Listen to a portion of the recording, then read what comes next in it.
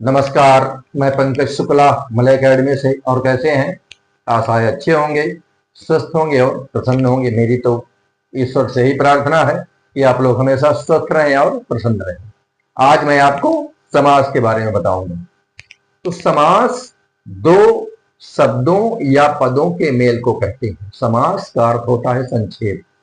समास का अर्थ होता है संक्षेप और दो शब्दों या पदों के मेल को समास कहा जाता है। और इस मेल में प्रत्यय का लोप हो जाता है। इस मेल में प्रत्यय का लोप हो जाता है।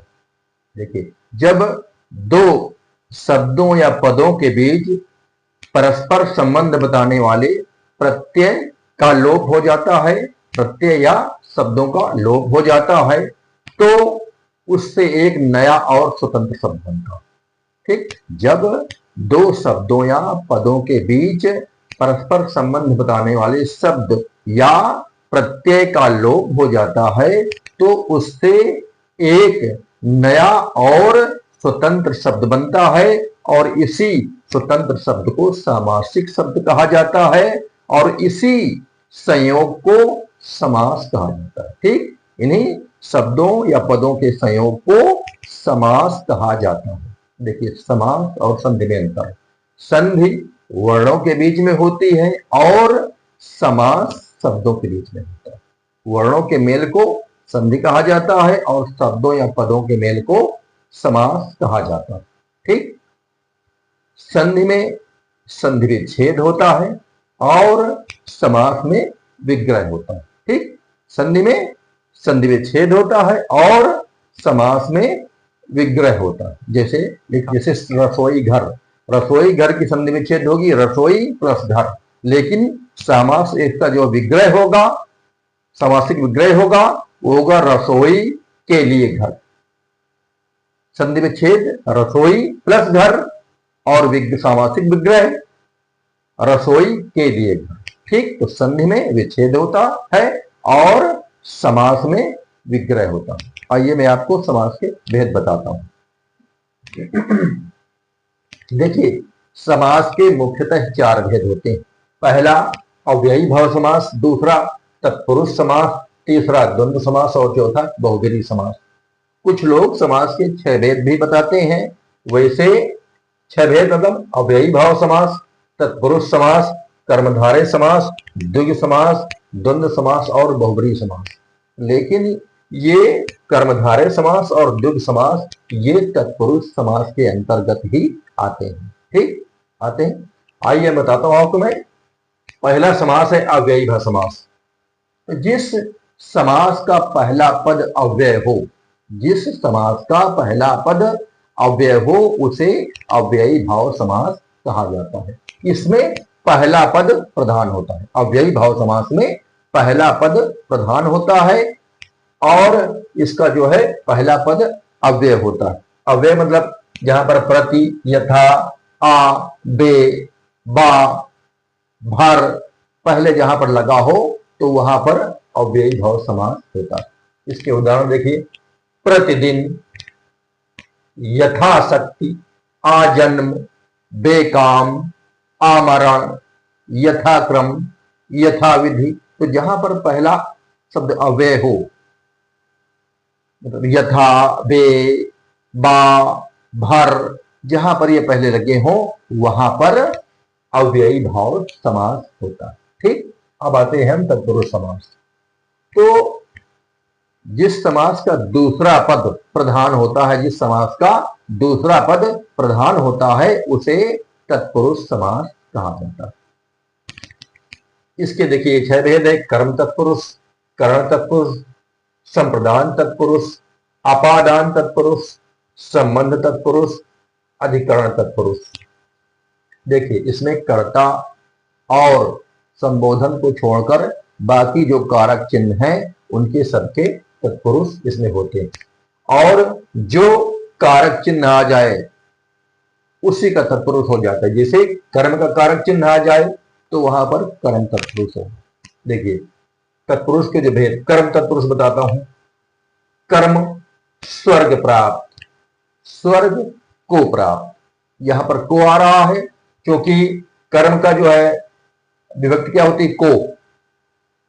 तो स्वर्ग को प्राप्त, यहां पर को आ रहा, इसलिए यहां पर कर्म तत्पुरुष होगा। स्वर्ग को प्राप्त, ग्रहागत, ग्रह को आगत, इसलिए यहां पर कर्म तत्पुरुष होगा। गगन चुंबी, गगन को चूमने वाला, तो यहां पर कर्म तत्पुरुष होगा।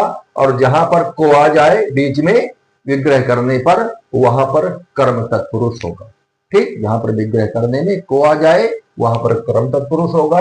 और जिस कारक की विभक्ति आ जाए वही तत्पुरुष होगा। कर्म की विभक्ति आ गई, स्वर्ग को प्राप्त को आ गई तो कर्म तत्पुरुष होगा। ठीक, अब आते हैं करण तत्पुरुष। करण का मतलब होता है से या के द्वारा। ठीक, से या के द्वारा, तो जहां पर से या के द्वारा आ जाए वहां पर करण तत्पुरुष होगा। जैसे रस भरा, रस से भरा या रस के द्वारा भरा। नीति युक्त, नीति से युक्त। तुलसी कृत, तुलसी के द्वारा कृत। मुंह मांगा, मुंह के द्वारा मांगा या मुंह से मांगा। यहां पर से या के द्वारा आ रहा है, इसलिए यहां पर करण तत्पुरुष होगा। ठीक, अब आते हैं संप्रदान। संप्रदान का चिन्ह क्या होता है? विभक्ति क्या चिन्ह होता है? के लिए। तो जहां पर बीच में के लिए आ जाए वहां पर संप्रदान तत्पुरुष होगा। जैसे रसोई घर, रसोई घर का विग्रह क्या होगा? रसोई के लिए घर, रसोई के लिए घर तो हो गया रसोई घर। मार्ग व्यय, मार्ग के लिए व्यय। विधान सभा, विधान के लिए सभा। देशभक्ति, देश के लिए भक्ति। जहां पर बीच में के आ जाए, के लिए आ जाए वहां पर संप्रदान तत्पुरुष होगा। ठीक, अब आते हैं अपादान तत्पुरुष में। तो जहां पर से आ जाए बीच में वहां पर अपादान तत्पुरुष। देखिए, मैंने पहले आपको बताया था ये अपादान तत्पुरुष, ये अपादान और इसमें जो है करण में अंतर होता है। ठीक, अब करण में क्या होता है? रस से भरा या रस के द्वारा भरा। तुलसी के द्वारा, किसी के द्वारा ये काम है। ठीक है ना।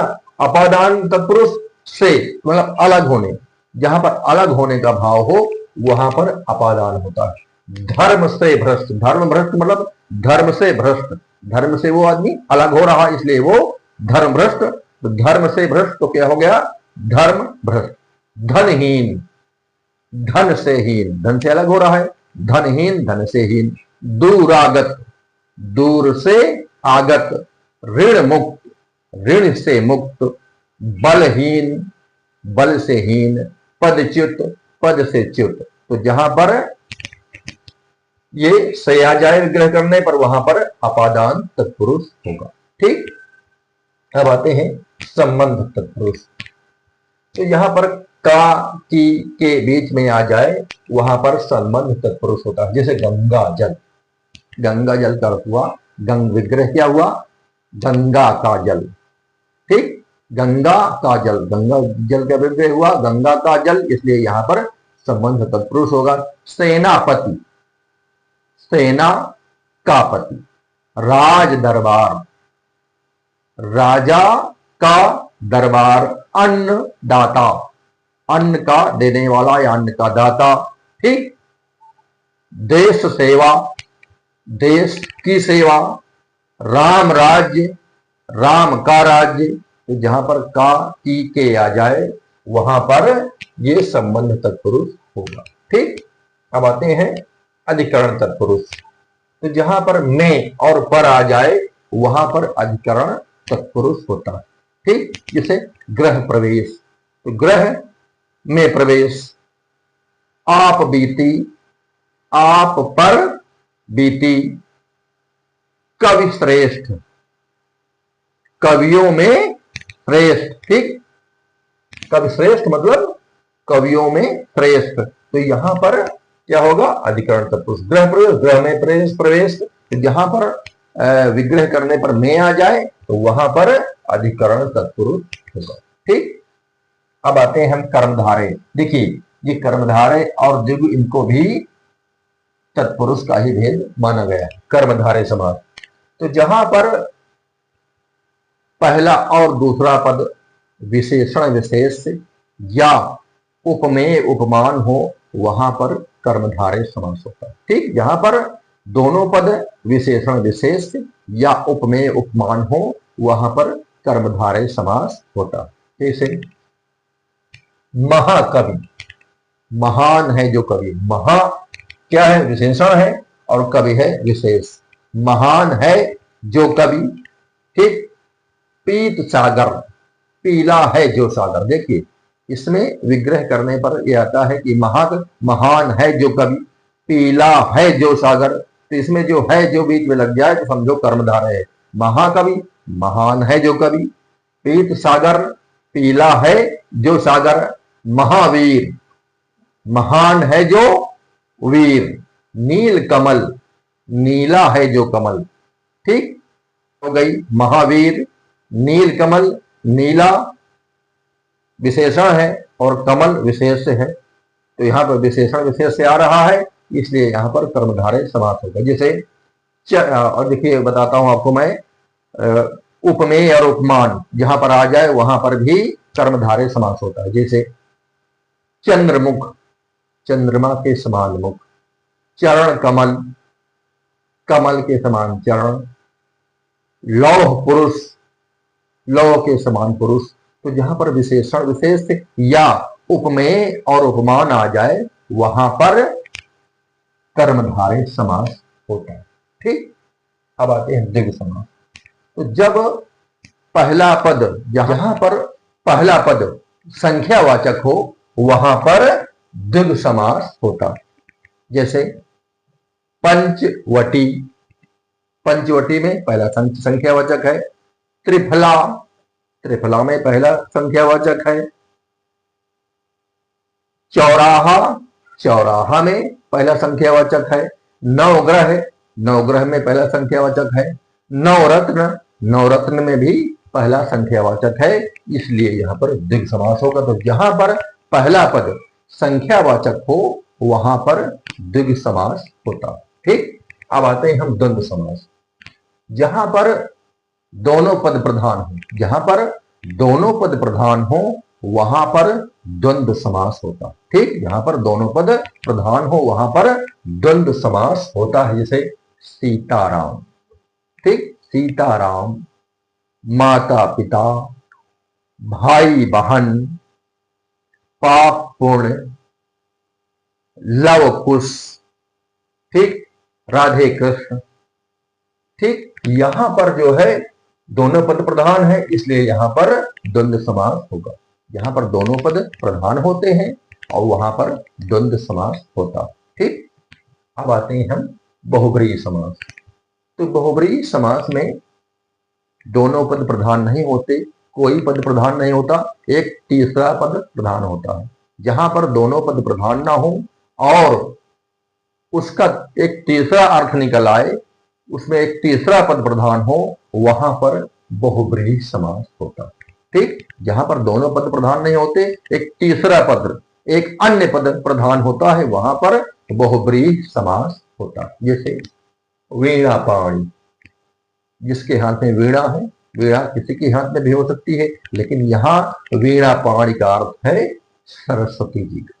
वीणा पाणी का क्या अर्थ है, सरस्वती, इसलिए यहां पर बहुब्रीहि समास होगा। बहुब्रीहि समास में दोनों पद प्रधान नहीं होते, तीसरा पद प्रधान होता है। जब एक अन्य अर्थ निकल आए वहां पर बहुब्रीहि समास होता है। वीणा पाणी, वीणा कोई हाथ में ले सकता है, लेकिन यहां पर वीणा पाणी का अर्थ सरस्वती। क्या है, वीणा पाणी का अर्थ है सरस्वती। त्रिनेत्र, त्रिनेत्र का मतलब हुआ भगवान शंकर, इसलिए यहां पर बहुब्रीहि समास। दशमुख, दशमुख, दशमुख का अर्थ हुआ लंकेश रावण, इसलिए यहां पर बहुब्रीहि समास होगा। ठीक, लंबोदर, देखिए लंबा किसी का भी उदर हो सकता है, लेकिन यहां लंबोदर का अर्थ भगवान गणेश के लिए, इसलिए यहां पर बहुब्रीहि समास होगा। ठीक, गिरिधर, गिरि को धारण करने वाला अर्थात भगवान श्री कृष्ण, इसलिए यहां पर बहुब्रीहि समास होगा।